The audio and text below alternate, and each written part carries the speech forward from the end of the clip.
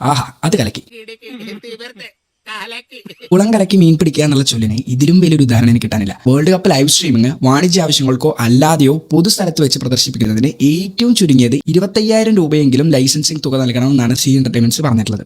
250 പേരിൽ കൂടുതലുണ്ടെങ്കിൽ അത് 50,000 ആയിട്ട് മാറും. ഇനി സർക്കാർ സംവിധാനങ്ങളാണെങ്കിൽ 2 ലക്ഷം രൂപ മുതൽ 5 ലക്ഷം രൂപ വരെ നൽകണം എന്നാണ് ഡിമാൻഡ്. കൂടാതെ റെസ്റ്റോറന്റുകളിലോ ഹോട്ടലുകളിലോ ബാറുകളിലോ പ്രദർശിപ്പിക്കുന്നതിനും വാണിജ്യ ആവശ്യങ്ങൾക്കായിട്ട് ഫിഫയുടെ ലോഗോയോ പേരുകളോ യൂസ് ചെയ്യുന്നതിനും വിലക്കുണ്ട്. ഫുട്ബോൾ വേൾഡ് കപ്പിനുള്ള റൈറ്റ്സ് ഭീമമായിട്ടുള്ള ഒരു തുകയ്ക്ക് ഇവർ വാങ്ങിയപ്പോൾ തന്നെ ഇതുപോലുള്ളൊരു ബോംബ് പൊട്ടിക്കുന്ന തുടക്കത്തിലെ എല്ലാവർക്കും അറിയാം. ആദ്യം തന്നെ ഇവർ ഞെട്ടിച്ചത് 199 രൂപ എന്നുള്ള ഇവരുടെ സാധാരണ നിരക്കിൽ നിന്ന് 799ലേക്ക് വേൾഡ് കപ്പ് പാക്ക് കൊണ്ടുവന്നിട്ടാണ്.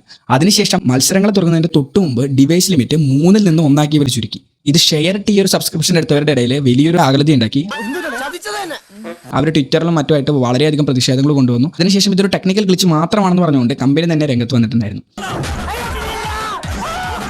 ഒരുപക്ഷെ കേരളം പോലുള്ള ചുരുക്കം ചില സംസ്ഥാനങ്ങളിൽ നിന്ന് മാത്രമേ ലാഭം കിട്ടൂ എന്നുള്ള തിരിച്ചറിവുള്ളതുകൊണ്ടായിരിക്കണം ജിയോ ഹോട്ട്സ്റ്റാർ പോലുള്ള ചില കമ്പനികൾ നേരത്തെ തന്നെ ഇതിൽ നിന്ന് തലയൂരിയത്. എന്റെ കാശ് അന്ന് പോയ പോക്ക ഇന്ന് വരെ തിരിച്ചു വന്നിട്ടില്ല. എന്റെ അഭിപ്രായത്തിൽ ഇന്ത്യയിൽ ഒരു സ്പോർട്സ് ഇവന്റിന് കിട്ടാവുന്നതിൽ വെച്ചിട്ടുള്ള ഏറ്റവും മോശം ലൈവ് സ്ട്രീമിംഗ് സ്ട്രാറ്റജിയാണ് ഈ വേൾഡ് കപ്പിന് കിട്ടിയിട്ടുള്ളത്.